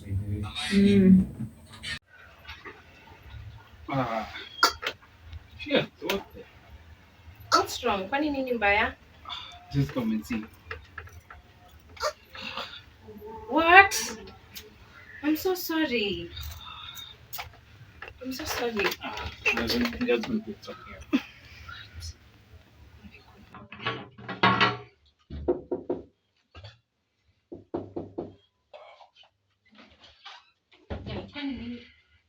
What the fuck? Nini inaendelea hapa? Idris, what are you doing to yourself? Since when did you start drinking this much? Nina, you think because I don't have a job, you just talk to me like you're the But you're head hurting of the yourself. house. Mbona unakunywa hivi this much? You're lucky you're bipolar. Babe, Ish. how do I look? Ooh la la. Mama, mia, baby, you look good. Where are you going? Let's branch out or what? Find a business meeting. Oh, what? Business meeting? Yeah. Looking like this? Yes. Kwani is it koinange ama? What are you trying to call me? See, Please, which- Idris, not now. Not now, please. Like who even Excuse- goes to a meeting dressing like this? Please, not today, please. Huh? This Please, disrespecting Idris. me, yo. Nina, where you going? Come back here. Dressed like that. Huh? Which business meeting? Can someone just go dressed like this? You lying to me. Stop, please. You lying to me. Stop, not today. No. Nah, you can't do that, by the way. Tangu nipoteze job umekuwa ukifanya venye unataka. How even? Huh? What? But I'm still the head of the house. You should not be doing that. What have you just called Which me? business meeting does a person go like this? Huh? Is it Koinange? Huh? I want to talk to your friends, by the way. I'm not. I can't tolerate that. The house is still mine, even if I don't pay the rent. Huh? The house is still mine. Yeah, Nina na twende. Okay, let's go. Kina Cindy wanakungoja. Asante. Hapo. Bye.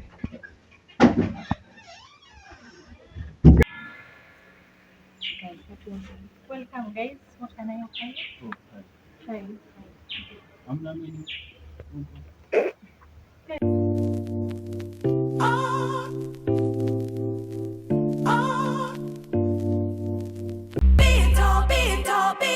Let me see you make your move. Do it all, do it all, do it all. Get tall with new Always 2-in-1. Featherlight softness overall, even on the wings, girl. And rapid dry channels. Always.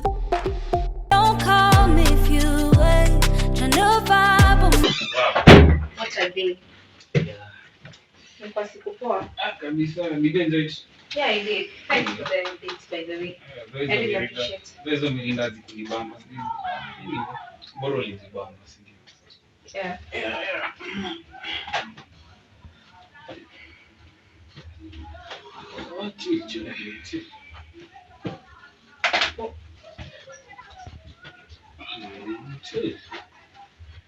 Idris, you haven't touched me for 4 months now. Say what now? Like seriously? I ain't interested in that. Right now, you know I'm undergoing retraumatic trauma, so it hasn't come to my mind. When is the last time that you performed your manly duties? I don't even remember. I don't want to remember. Are you really a man? I'm really fighting to get back my job and you want me to manly what? Huh? But I'm your wife. No, you just have to wait. I'm working hard. I'm trying to produce for us. Huh? I've been patient enough for 4 months. Man, don't tell me that right now. Like, we'll talk about, like, let's wait for another day when I'm okay. The man who called me a hoe the other day. Yeah, I don't want to. And Because you I don't want to. Like really? Yeah. But then stop calling me G what? Just be a man. Man.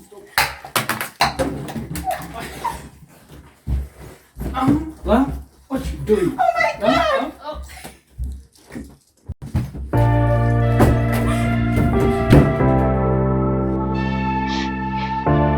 What did I let myself into? Minute of love, minute of hate. Making mistakes, shying away. I would have held you closer if I could. You're bitter than I could ever taste.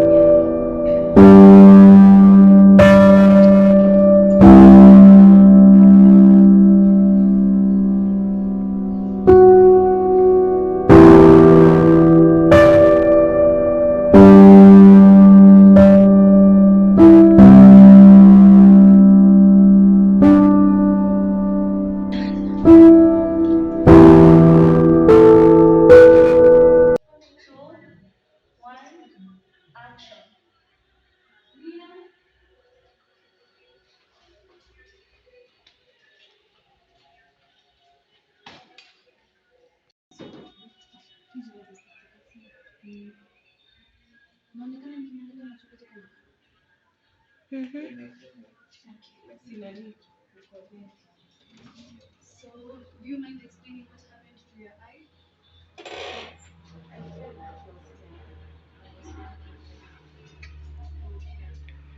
So, today we're going to give you a moxil.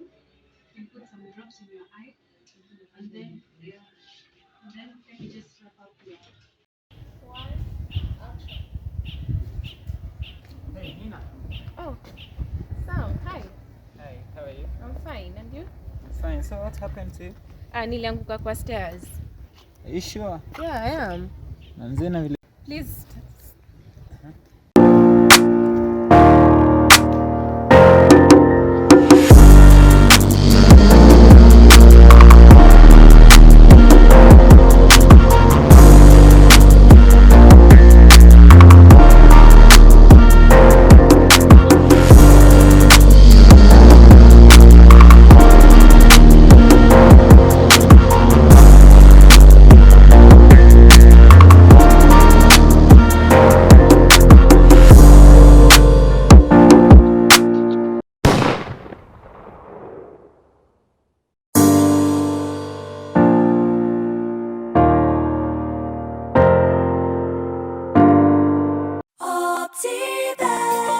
Amanridge, the place of peace. Optiven is going to work on a gate that you love, you like, a master gate.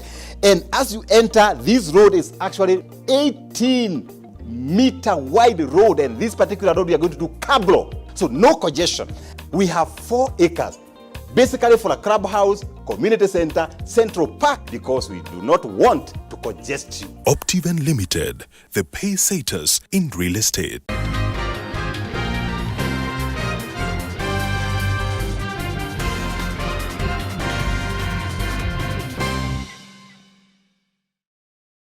A very good evening to you. Welcome to MMU TV News Night. My name is Stephanie Amondi. And I'm Jane Wangare. Also in our special Friday edition tonight, we give you an insight into the rise of female leaders.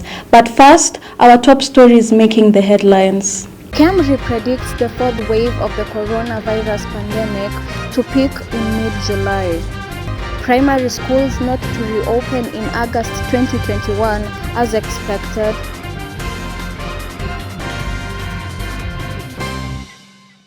Camry predicts that the 4th wave of the coronavirus pandemic will peak in mid-July, after a report which laid out the forecast for the next 6 months was beckoning. Therefore, by mid-July, the country might experience a peak in the infections. Our reporter Amina Ibrahim tells us more.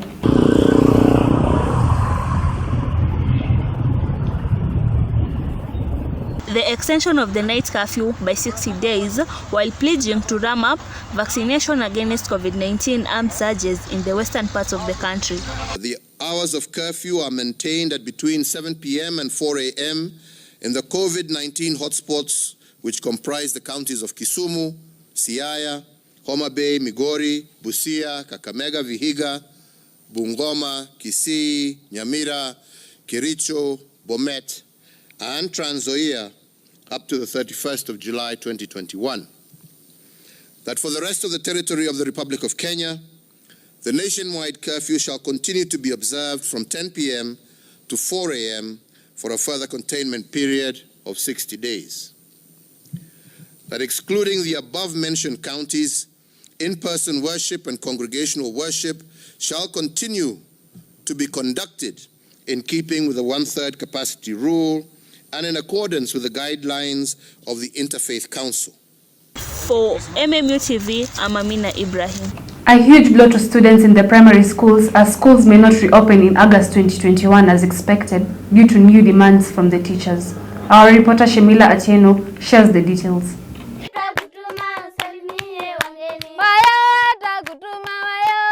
All schools in Kenya have been dealt of a major blow as teaching and learning activities may be put to a stop, following the latest demand from teachers. According to Secretary General Akilo Misori, teachers will not report back to school in the beginning of the next academic calendar if the Teachers Service Commission will fail to address the salary-based grievances. For MMU TV, I am Shemila Otieno. Elsewhere, 3 people were killed in a fatal road accident in Kisian Junction along Magadi Road on Thursday, an accident which involved a Nissan Matatu and a motorbike which were moving towards opposite directions before colliding head-on.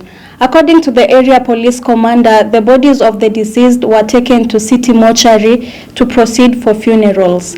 Our story takes us to a short break. We will be back with more.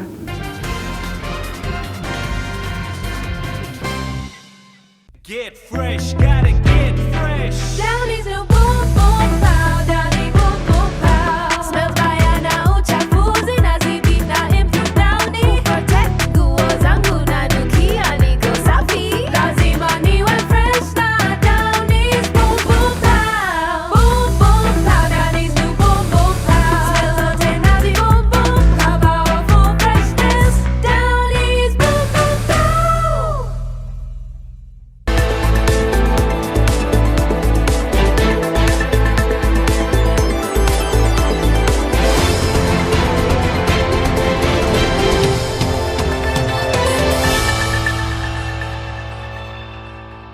Welcome back. Now on to business news.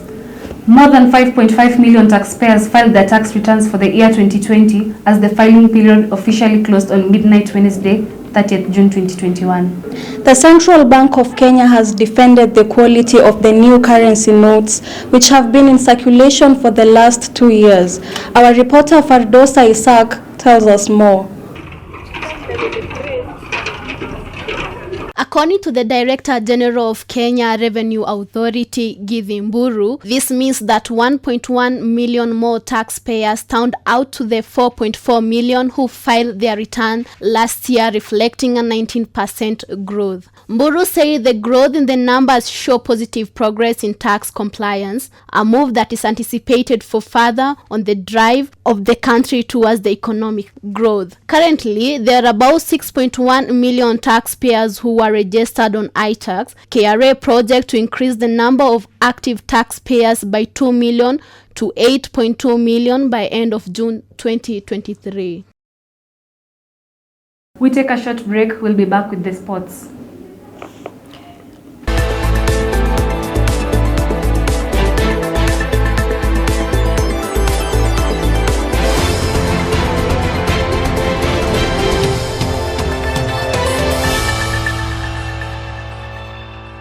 Get fresh, gotta get fresh. Down is a boom boom pow, down is boom boom pow. Smells bayana uchafuzi nazidi na improve down ni protect nguo zangu na nukia niko safi. Lazima niwe fresh na down is boom boom pow. Boom boom pow, down is do boom boom pow. Smells zote nazi boom boom pow, powerful freshness. Down is boom boom pow.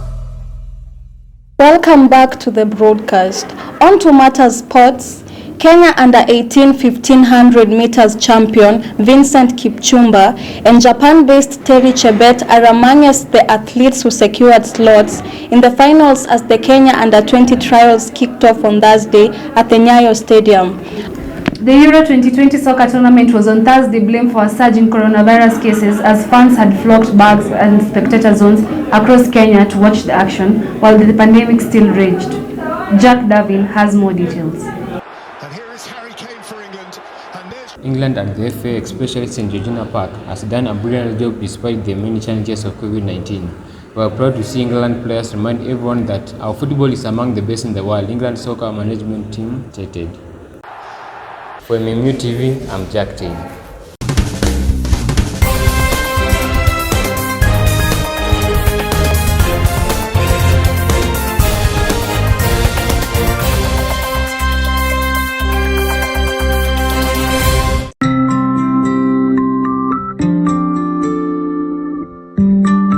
You seem very happy with Molfix. Yes, we are so happy. I discovered Molfix with my second baby. There's a big difference. It has a soft and skin-friendly inner surface. And Molfix has the umbilical cord notch. True. It offers a great protection for my baby. Molfix breathable surface developed with Airsoft technology is very soft and provides the best Molfix skincare. I found the best diaper for my baby's sensitive skin. All babies deserve a high-quality diaper. You should also try Molfix. As mentioned earlier, our special Friday edition tonight features the first female president of the Multimedia University of Kenya.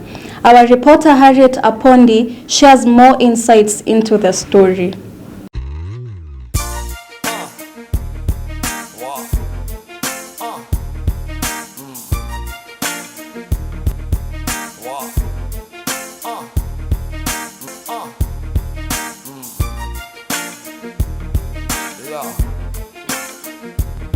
I believe the challenges I faced growing up is the reason behind who Jennifer is today. I was a youth leader in my church. In high school, I was leading, but I'd say where I've been officially a leader with label and maybe a budget, I'd say, is here in campus. As the days go by, number of female leaders are increasing. For the first time in Kenya's history, women were elected to serve as governors and senators. The rise in female leadership is not only in the national political sector, but also in the learning institutions. The first year of my campus, I was a faculty rep. I became the class rep and became the faculty rep at the same time. Then in my second year, I proceeded to be the president in accommodation as the female representative. Then in third year, I vied for deputy, to Chief Mariko. That's where the Mama Yao title came from. Yes, yes. Then now in the last one, I went for this that I have. In the 2017 election, 29% more women ran for the office than in the previous 2013 election. In the 2019 school election, we had seen elected female president leaders like Anne Mwangi, the president of University of Nairobi, and Jennifer Mukami, the president of Multimedia University of Kenya. Amazing. I feel really amazing. It's nice to know that I broke this culture. It's fantastic to even engage out there. You know, when you aspire to be something and then you actually get it. I mean, it's overwhelming. Yeah, and I'm really happy. Have you ever heard of a slogan which says, the future is female?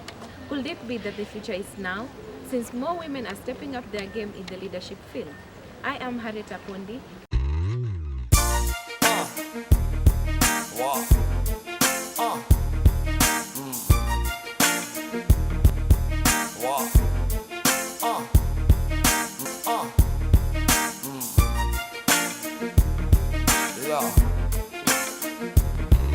For Friday News Night, that is all we had for you. Thank you for tuning in. I'm Jane Wangari. And I'm Stephanie Amundi. Do enjoy the rest of your viewing.